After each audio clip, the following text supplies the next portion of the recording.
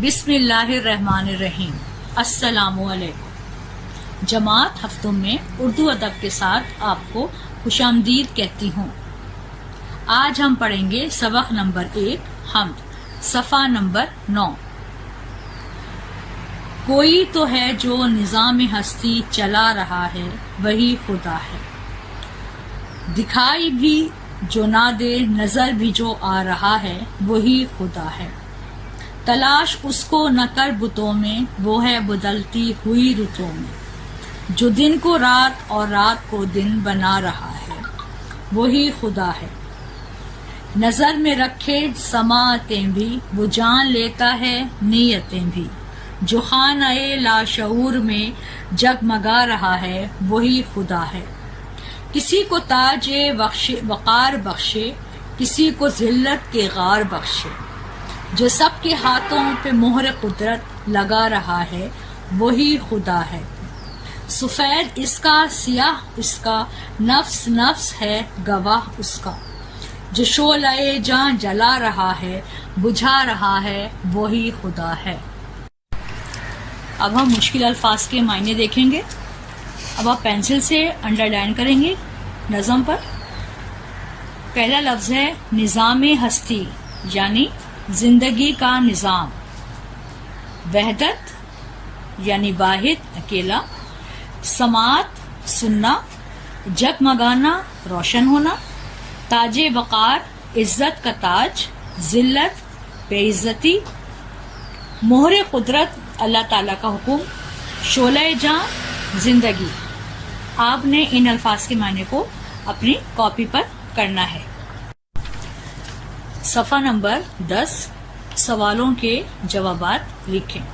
سوال نمبر 1، نظام ہستی سے کیا مراد ہے؟ اس کا جواب دیکھیے۔ نظام ہستی سے مراد اس دنیا کا نظام، یعنی زندگی کا نظام۔ اس زندگی کا نظام ہے جسے اللہ تعالیٰ کی ذات چلا رہی ہے، اور جس کو چلانا انسان کے بس کی بات نہیں۔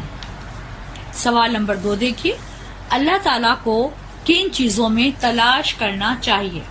جواب دیکھیے، اللہ تعالیٰ کو اس کی نشانیوں میں تلاش کرنا چاہیے، جیسے دن سے رات ہونا، رات سے دن میں تبدیل ہوتا ہے، سورج کا نکلنا، چاند کا آنا اور جانا، موسموں کا بدلنا۔ ہم نے اللہ کو نہیں دیکھا، لیکن ہم ان چیزوں میں اللہ کو پہچانتے ہیں، تو یہ اس کی قدرت کی نشانیاں ہیں۔ اس کے ذریعے سے ہم اللہ کو پہچانتے ہیں اور اس میں اللہ تعالیٰ کو تلاش کرتے ہیں۔ سوال نمبر 3 دیکھیے، حمد کے دوسرے شعر کی تشریح کریں۔ سب سے پہلے آپ شعر لکھیں گے، پھر آپ حوالہ دیں گے، یعنی حوالہ میں آپ لکھیں گے نظم کا نام اور شاعر کا نام۔ اس کے بعد نیچے آئیں گے، آپ نیچے لکھیں گے، ہیڈنگ ڈالیں گے تشریح۔ اس شعر میں شاعر کہتا ہے کہ اس کو یعنی اللہ تعالیٰ کو بتوں میں مت ڈھونڈو، جیسے ہندو اور دوسری قومیں جو بت بنا کر اس کو اپنا رب مانتے ہیں، تو اس کو ہم اس کو رب نہیں مانتے، بلکہ تو اللہ تعالیٰ کو بدلتی رتوں میں، بدلتے موسموں میں تلاش کرو، دن اور رات میں تلاش کرو۔ یہ پہاڑ، یہ زمین، یہ سمندر بڑی بڑی موجودات ہیں، یہ بڑی بڑی جو چیزیں ہیں، ان کے ذریعے سے ہم اللہ تعالیٰ کی ذات کو پہچانتے ہیں اور اس میں ان کو تلاش کر سکتے ہیں۔ تو شاعر بھی اسی طرف اشارہ کر رہا ہے کہ بتوں میں رب نہیں ہے، رب پتھر میں نہیں ہے، ہو ہی نہیں سکتا۔ رب تو وہ ہے جس نے ساری کائنات کو تخلیق کیا، جو سارے نظام کو چلا رہا ہے، تو یہ ہے اللہ تعالیٰ کی ذات۔ سوال نمبر 4، شعلہ جاں جلانے اور بجھانے سے کیا مراد ہے؟ شعلہ جاں جلانے اور بجھانے سے مراد ہے یعنی زندگی دینا اور موت دینا۔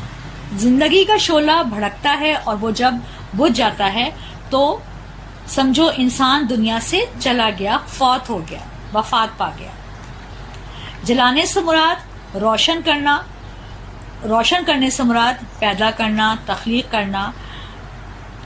بجھانے سے مراد یہاں پر کیا ہے؟ جب بجھ جاتا ہے تو راکھ ہو جاتا ہے. اس کا مر جانا یعنی اس دنیا سے چلے جانا. ان دونوں چیزوں میں قدرت اللہ تعالیٰ کی ذات رکھتی ہے اور کوئی بھی نہیں ہے. صفحہ نمبر 10 پر دیکھیے. سوال نمبر 2، ہم کے مطابق درج ذیل مصرے مکمل کریں. اس کو آپ نے ہم سے دیکھ کے کتاب پر ہی کرنا ہے اور سوالوں کے جواب آپ نے اپنی کلاس پر کاپی پر کرنے ہیں. مصرے دیکھیے. کوئی تو ہے جو نظام ہستی ڈیش ہے وہی خدا ہے، جو سب کے ماتھوں پہ مہر قدرت ڈیش ہے وہی خدا ہے، جو دن کو رات اور رات کو دن ڈیش ہے وہی خدا ہے، جو شعلہ جان جلا رہا ہے ڈیش ہے وہی خدا ہے، جو خانہ لاشعور میں ڈیش ہے وہی خدا ہے. صفحہ نمبر 11 پر دیکھیے. سوال نمبر 4، درج ذیل الفاظ کی تذکیر و تانیث لکھیں اور جملے بنائیں.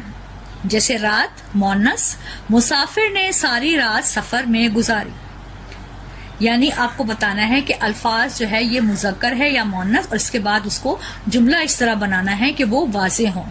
میں آپ کو اس کے مذکر اور مؤنث بتا دیتی ہوں. نمبر 1 ہے نظام، مذکر ہے. ذلت مؤنث ہے. تاج مذکر ہے. غار مذکر ہے. ان چاروں کے آپ نے جملے اس طرح بنانے ہیں کہ ان کی تذکیر و تانیث واضح ہو. اس کے بعد سوال نمبر 6 دیکھیے. درج ذیل الفاظ تراکیب کو اپنے جملوں میں استعمال کریں. قدرت، نظام ہستی، سماعت، تاج وقار، نیت. ان سب کو آپ نے جملوں میں تبدیل کرنا ہے اور یہ جملے اپنی کلاس پر کاپی پر کرنے ہیں. شکریہ.